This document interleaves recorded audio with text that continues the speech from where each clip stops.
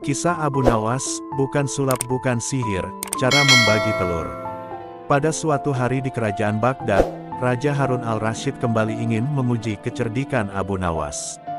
Sebagai penasihat yang terkenal licik dan cerdas, Abu Nawas seringkali berhasil lolos dari jebakan-jebakan yang dibuat oleh raja dan para penasihat istana lainnya.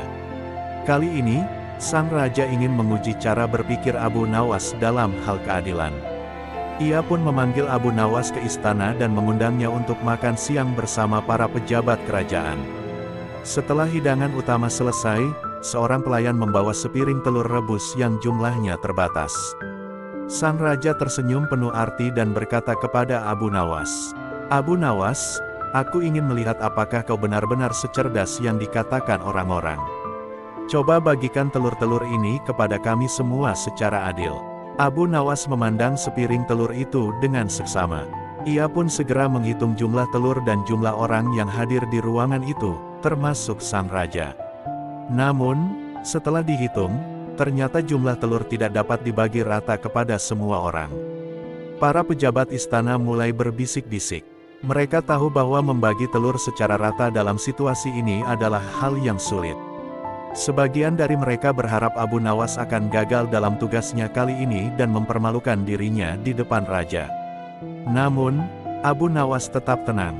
Dengan senyum penuh percaya diri, ia berkata, "Baiklah, Baginda, saya akan membagi telur ini secara adil, tetapi perlu diingat bahwa keadilan tidak selalu berarti sama rata." Cara Abu Nawas membagi telur. Abu Nawas lalu mulai membagi telur dengan cara yang unik dan penuh kecerdikan. 1. Untuk Raja Harun al-Rasyid, ia memberikan setengah dari seluruh telur.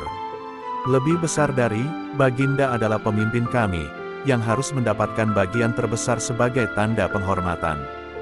2. Untuk putra mahkota, ia memberikan setengah dari sisa telur yang ada. Lebih besar dari, sebagai penerus kerajaan, beliau juga harus mendapatkan bagian yang cukup besar. 3. Untuk para menteri, ia memberikan setengah dari sisa berikutnya. Lebih besar dari, mereka adalah para pembantu raja yang berperan penting dalam pemerintahan.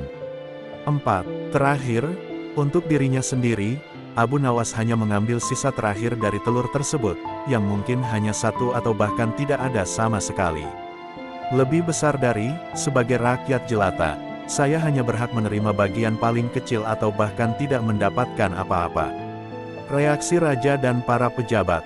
Semua orang di ruangan itu terdiam sejenak, mencoba memahami logika pembagian Abu Nawas. Kemudian, sang raja tertawa terbahak-bahak dan berkata, "Abu Nawas, kau memang luar biasa. Aku memintamu membagi telur secara adil, tetapi kau membuktikan bahwa keadilan bisa berarti banyak hal, bukan hanya pembagian yang sama rata." Para pejabat yang sebelumnya ingin melihat Abu Nawas gagal kini hanya bisa mengangguk-angguk.